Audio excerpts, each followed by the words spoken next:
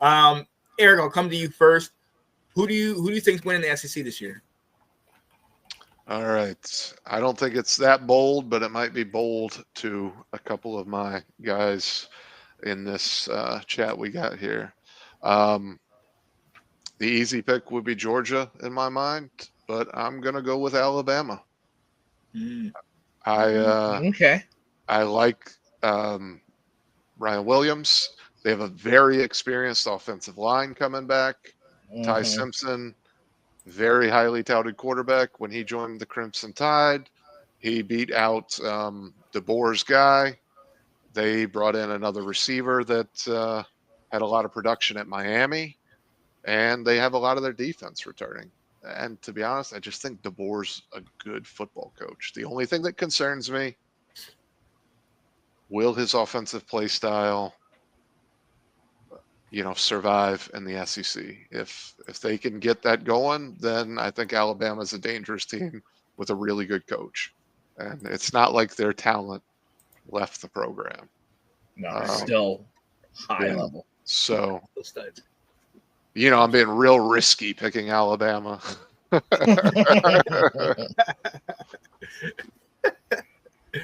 Oh man, Will, I see who you got on your shirt, but who you think's taking the your conference?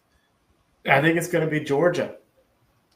I was really just leaning towards Texas, but as much as I love Arch Manning, he hasn't shown us yet.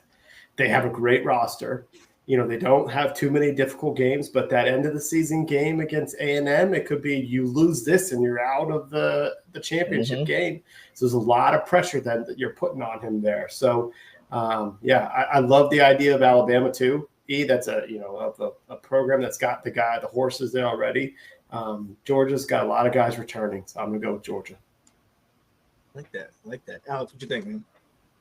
I'm rolling with Texas. I think Sark's one of the better coaches in the conference. Arch, we haven't seen much, but I have total faith in what I've seen from him. Good young receiving core. Wisner, the running back, I like him a lot.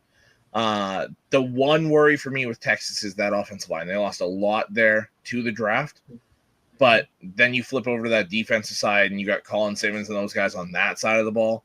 I talked about Tennessee getting belted in the playoff game. Texas walked into our house and dismantled us last year with what ended up being a top 10 defense. They put up almost 50 on us. So I love what I see from Texas, and I think they don't run away with it, but I think they win it with a pretty comfortable SEC championship game win. Oh, I love that. All right, I'll be the crazy one. I'll fight the battle. We're going to the swamp. They're getting it done.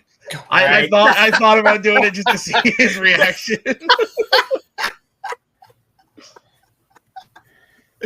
Look, Billy Napier, he's 19-19 at Florida, 10-14 in the SEC. Obviously, it's only been a couple years. The talent, as we know, is finally there. I think he's got a quarterback. I think he's been ready to prove himself. 59 wins all together when in places he's been before. He's been on Alabama's staff through 2 national championships, so he knows what success is. I think he goes through the gauntlet, only losing one game, and they. Wow. Yeah, I'm taking it, and I'll even go one step further because I know what people think. I know where you're going, and yes. That make me crazy. Yes. Had to do it. EK, you're muted. The whole reason you picked them is to troll me. There's no other explanation. No, I honestly look. I'm serious. I've always been huge on Napier. I've always thought if he could get his recruits, he's returning guys. He now has his quarterback.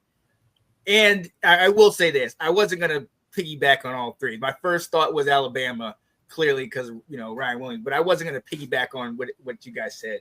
So I went here, and I don't fully trust A&M.